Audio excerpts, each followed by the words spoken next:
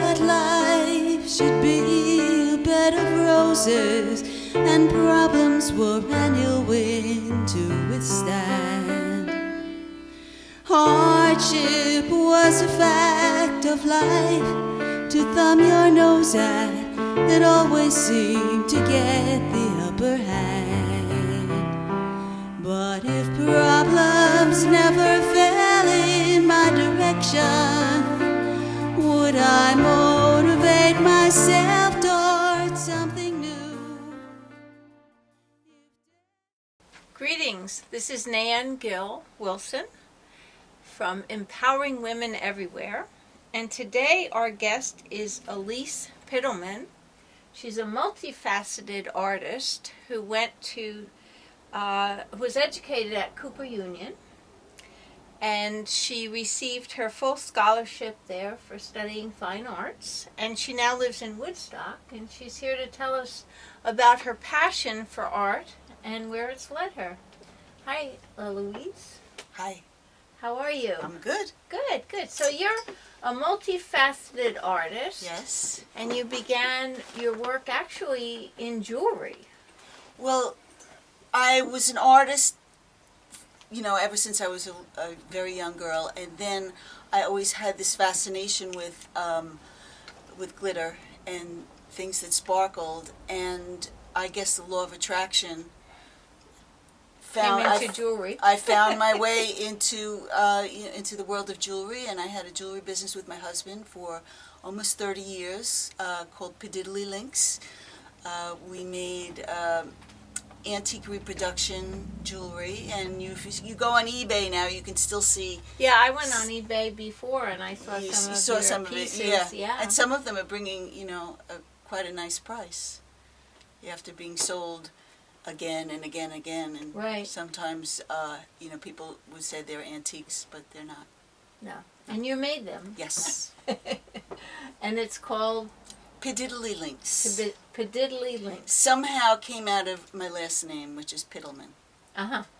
My husband thinks he made it up, and I think I made it up, so somehow we did it together, as we've done everything together. So you've done jewelry, and what are some of the other mediums that you've worked on? Painting and drawing, in art school, calligraphy. After we got out of the jewelry business, I'm also a songwriter, singer-songwriter, so I spent a number of years engaged in writing my songs and trying to, get the songs covered. And then I was doing birdhouses, called bird palaces, that looked very much like the work that I'm doing now. And then I got back into painting. Uh-huh. And then I did chocolate for about 5 years. Okay. I am very conscious about what I eat. So I don't eat sugar. I stopped eating sugar, I guess, about 8 or 9 years ago. And I realized that the only sweet thing that I ever really wanted was chocolate. And so it was about the time that agave was coming into the news, which is it's absorbed into... It's made out of the cactus, It's right? made out of, it's from the agave plant. Right. And it's low on the glycemic index, so it's absorbed into the body very differently than sugar. It doesn't make your blood sugar level rise. So I said, and I started this little chocolate business. It was called Eat More Chocolate. Chocolate Revolution. Right. And for about 5 years, I took my chocolate at the Kingston Farmers Market. Okay. And I don't do that anymore, but I still make chocolate, just for, But you don't sell it. I don't sell it, no. Yeah. It got to a point where I wasn't making much money at it anyway, so. Because it's raw chocolate that I was using. Right. Which is one of the healthiest things that you can eat. Right. People don't know that, but it's raw chocolate, which is not the same as most chocolate. As the process. Raw chocolate is never heated above 120 degrees, so it maintains all of its goodness, and it has more antioxidants than any food on the planet, and it's just a food that you should eat every day. And you can get it at the health food store. You can. Yeah. Okay. Yeah. Okay. So with that and coconut oil and cashew butter and Now I'm into, not agave, I'm into coconut palm nectar, which is even better sweetener. So, Okay. so anyway, so that's my chocolate. Right. What do you think about maple syrup? Maple syrup is a wonderful natural sweetener. Right. The thing for me is I'm interested in how is it absorbed into the body, and Right. and maple syrup still raises your blood sugar Okay. when you take it. Same thing as honey. I mean, there's nothing wrong with them, but it depends on what your needs are in Right. terms of what you want to put into your body. And you've been doing the coconut palm. Coconut palm nectar is a really good sweetener. It comes from the coconut palm. Everything that seems to come from the coconut palm tree is just, really good for us. Right. Well, So- I guess people that live in Hawaii eat a lot of coconut palm. Yeah, Yeah. So it's very, very good. it's good stuff, yeah. And they have also the honey from the volcano flowers. I don't know if you know about that. They have- No, There's special honey in Hawaii that comes from the flowers that just first bloom yeah, after the volcano ash goes through. okay. That's supposed to be good for you also. Yeah, well, there's a lot of good stuff growing and all around in this earth, this beautiful earth that we live in. My gardens were going to be on the Woodstock garden tour, and so I wanted to get some more decorations. So you do gardens for other people as well. I did. I don't do that anymore. Okay. Because, as I'm getting older, my body can't do all that work, so I save my energy for my own gardens. Right, right. Yeah. Okay, good. And you're right in Woodstock. Yep. Okay. If somebody wants to get in touch with you, how would they? They can, go to my website, Okay. Which is- www.elisepittleman.com, Okay. and find me there. My email is there, and send me an email. And Cool. All right. So what are you doing now? What are you working on now? I'm working on these crystal assemblages that I call, like my love for sparkle and glitter Right. is ever present. Right. So this one is called Sunrise, and it's done from quartz crystals and That's beautiful. driftwood. Swarovski crystals. Swarovski, makes these beautiful crystals Beautiful, for the yeah. jewelry industry. And there are shells that I collected from Martha's Vineyard, and I just put them together in these assemblages that make me very happy. Because I live there. I Right. live in there. And then when you hold it like this, Right. and you look at it sort of from the side, Right. it's like you could imagine what it might be like to live in there. She's moving out. like I've moving in. already moved out. She's moving in there. I'm just a figment here. And so, and then this one, Will these hang on the wall? they hang on the too? wall, yeah. I call them wall jewelry. This one is called amethism. Amethism. Yes. Amethism. It's made with amethyst, and when I thought of that name, amethism, Right. it sounded to me like, well, it was an ism, like as a religion, Right. So, and then I said to myself, well, I guess I'm an amethyst. Because you enjoy amethism. Amethism, yeah. You study amethism. I study amethism, yeah. Right. So, yeah, and again, this one's not so three-dimensional, but, you can see that, It looks like almost like an island. yeah, the amethism island. That's where the amethysts go. And then this little one, is called Druzy Time, because these here are called druzy. That's a kind of a quartz that Right. deposits itself on different rocks. And I had these, I have this huge collection of stuff from my jewelry days. And so I had these little old watch faces, and Druzy Time. Druzy time. Druzy Time, yeah. That's it. Yeah, so those are three of them. I had a show recently in Kingston, Okay. at a wonderful gallery called Art Bar in Kingston, and it was a very successful show. I'm still doing a little bit of jewelry. It's like what I'm Uh-huh. wearing Oh, that's pretty, here. yeah. So, I'm a happy girl when I'm, like, playing with my crystals and my rhinestones and You things. do paintings also. I do, yes. I've been to Jamaica. My husband and I have gone to Jamaica many, many times. I love Jamaica. And so I had this series of paintings of Jamaica, images of Jamaica. Right. And you can see it on my website for anybody who's interested. I've had numerous shows with those. I've sold a lot of my work in Jamaica and up here. And, the Jamaican people are just so colorful. And it started with, in Jamaica, you've heard of jerk chicken. Yes. Right? Well, in the grill where we go to, jerk chicken is sold on the road in these rigs that the Jamaicans make out of scrap wood, and each one has a name to it. And I was really fascinated with the folk artiness of the rigs themselves, and I started taking photographs of them and then started painting them. So a lot of the images from Jamaica are of the jerk chicken vendors. Okay. And I would, taste the chicken, we'd take pictures, and, we'd have the interaction with the Jamaicans. And the Jamaicans are just, they're like, hearts are open and they're great. So I've done a lot of portraits. And then there's another body of work, which is also on my website, called Family Album, which is a series of black and white photographs from old family photographs. And the thing about the old photographs is that we all have these photographs. Right. I had a number of shows with these pieces, and each time that, people will come to see them and they go, "That's my uncle."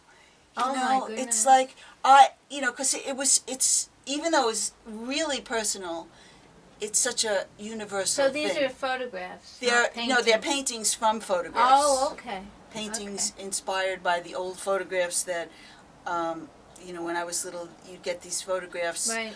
Some of them were like 4x4, I think. Yeah, and they were in a book, and they had that the squiggle thing around the scalloped edge, so I would include that, and it's fun. Okay. It's fun. And I did a number of paintings of my father, who passed when I was 4 years old.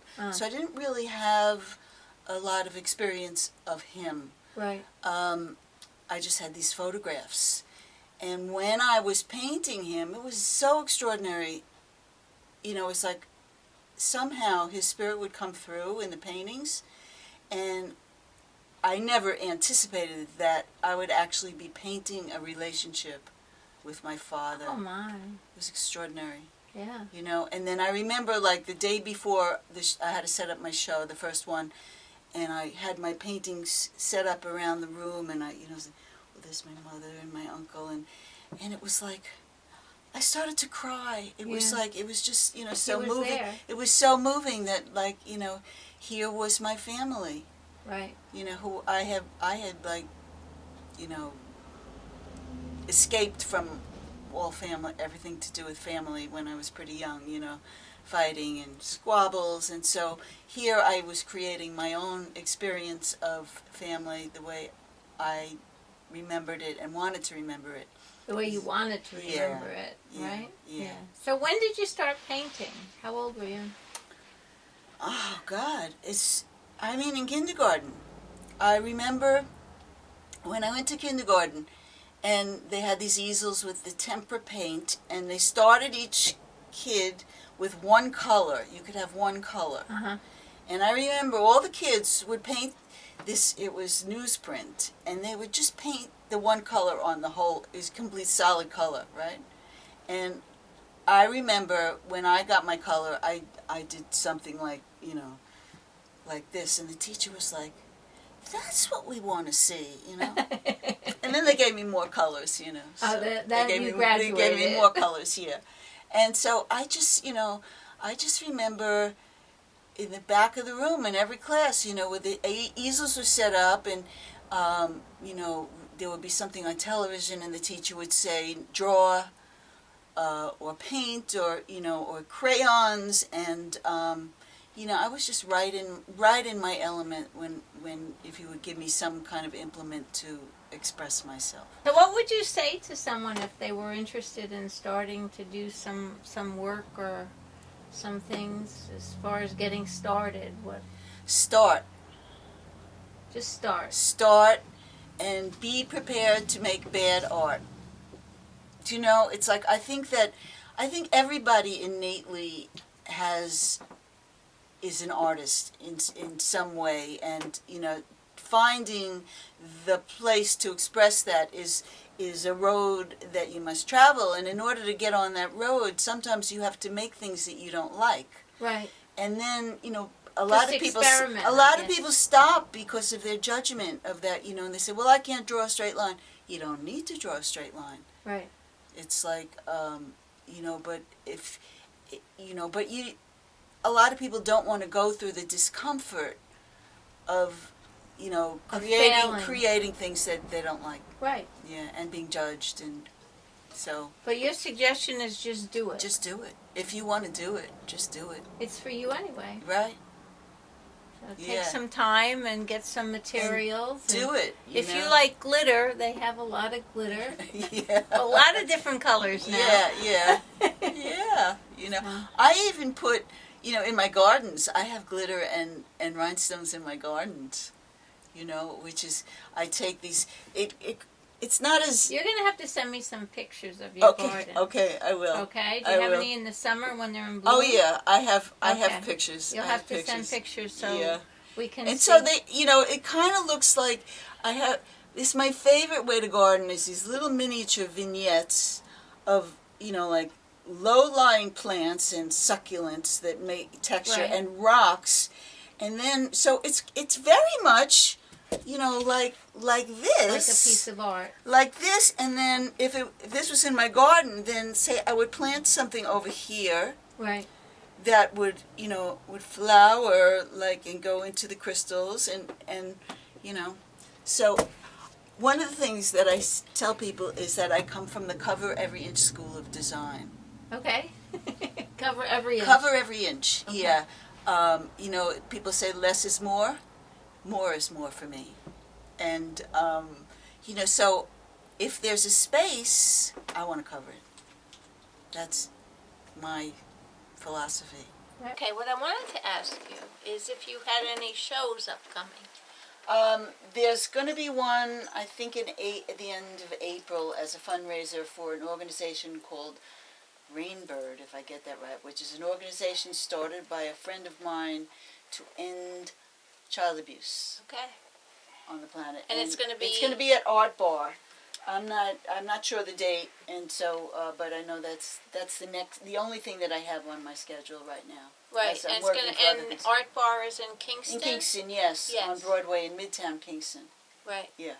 Nice, beautiful gallery. And you're going to have some of your work exhibited there, so everyone should come out and support Rainbird, it's called? Rainbird, yeah. Yeah, and we'll get you that website as well. Yes. So that they can see that. And they can check out your website as well. Yes. Which is? www.elisepittleman.com. Okay. Now, you are working with Landmark, from yes. what I understand. You want Landmark to tell us a little Education. bit about that? Yes, the Landmark Education puts on the Landmark Forum, which evolved out of the original S training created by Werner Erhard.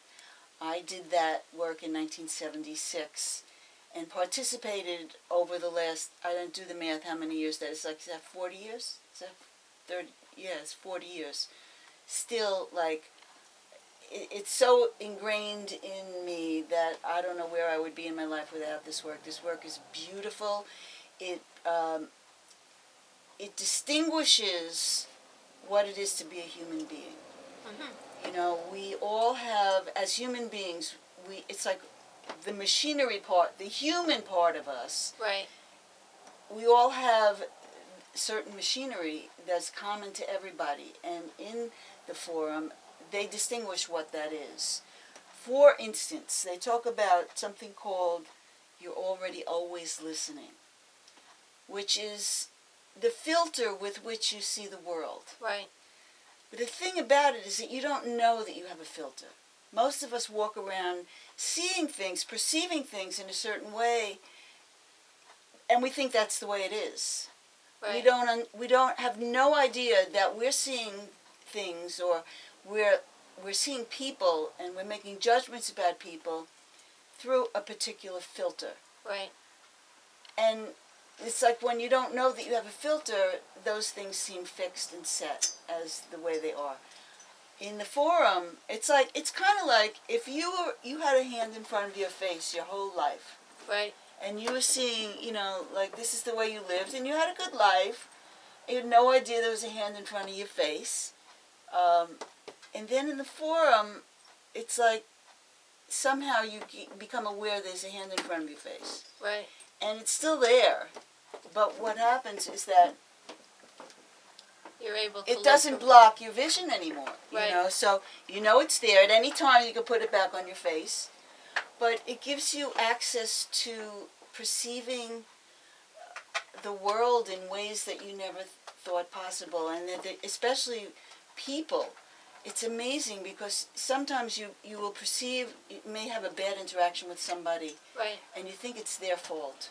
Uh-huh. They did something and that was it.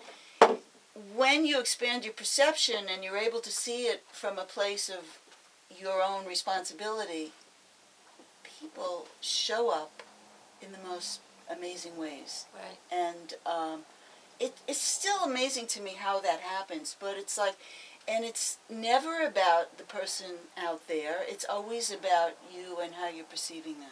Right. So you can actually change your perception. Yes. Of different people and different events and actually open up a new way of perceiving Yes. who you are Yes. in relationship to that. Yes. And when that happens, like anything becomes possible. The journey is about accessing cellular memory. Okay. What is cellular memory? And how it goes is that when a powerful emotion is not fully expressed, it gets stuffed in the body. Right. And we've all had the experience of stuffing emotions. Like Right.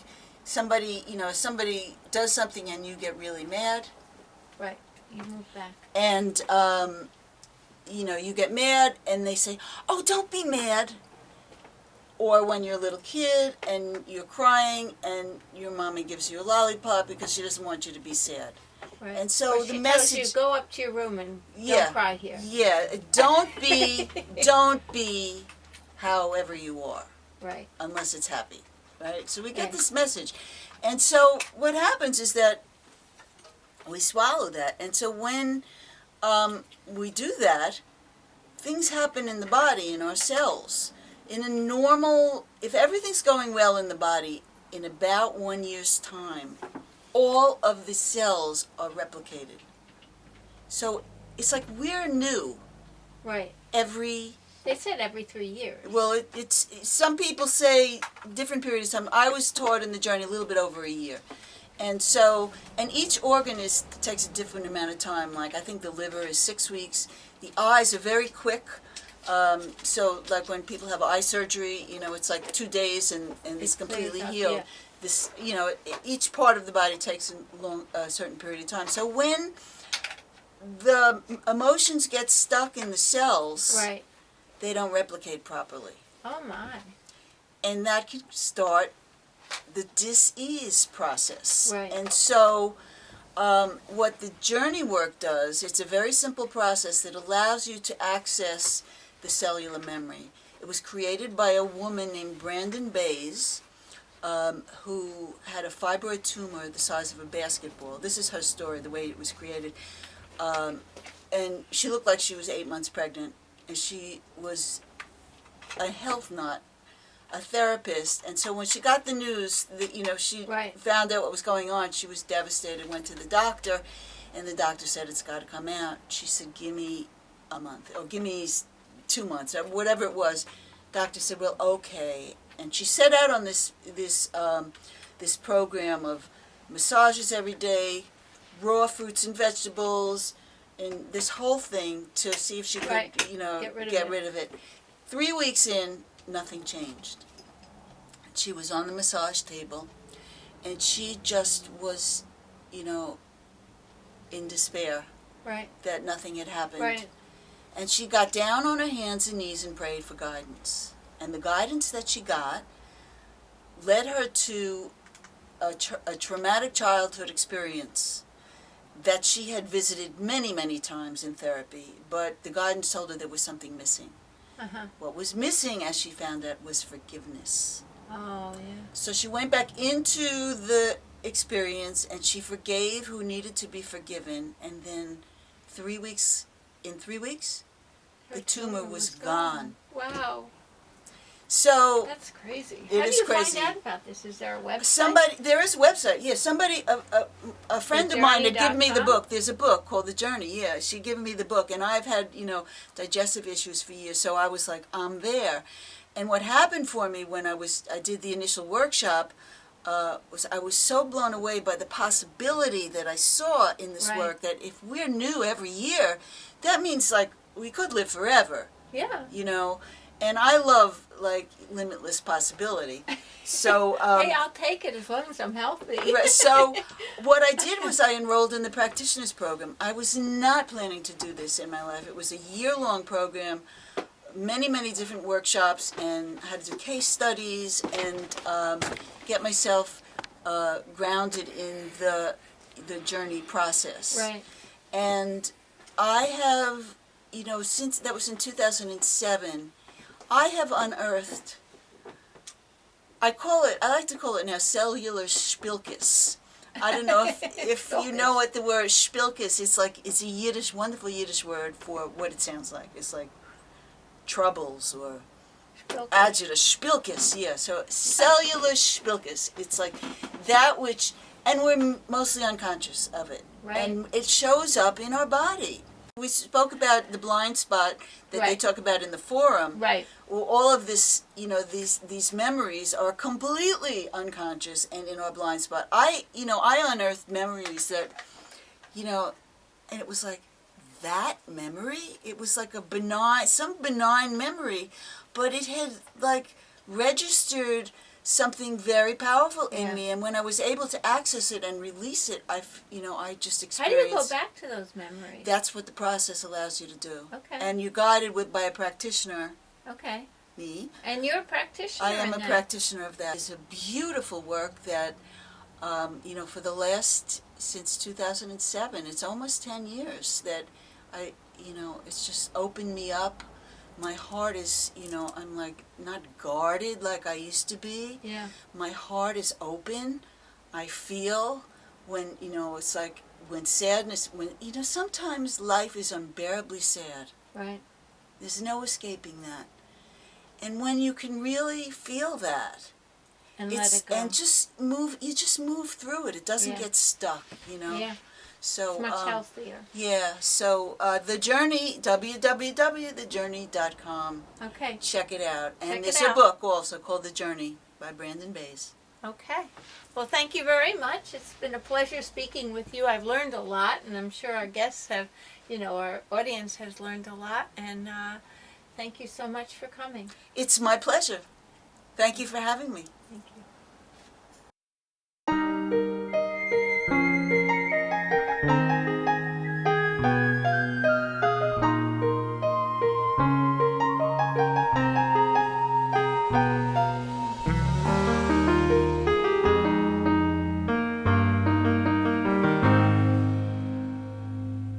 I have dreamed a dream of harmony more than once or twice. When I close my eyes, I visualize a paradise. And I know I'm just a dreamer with an idealistic heart. But wouldn't crazy dreams like these be somewhere we could start? To reconcile our differences and to smoke a pipe of peace. Let our hands be clasping olive branches.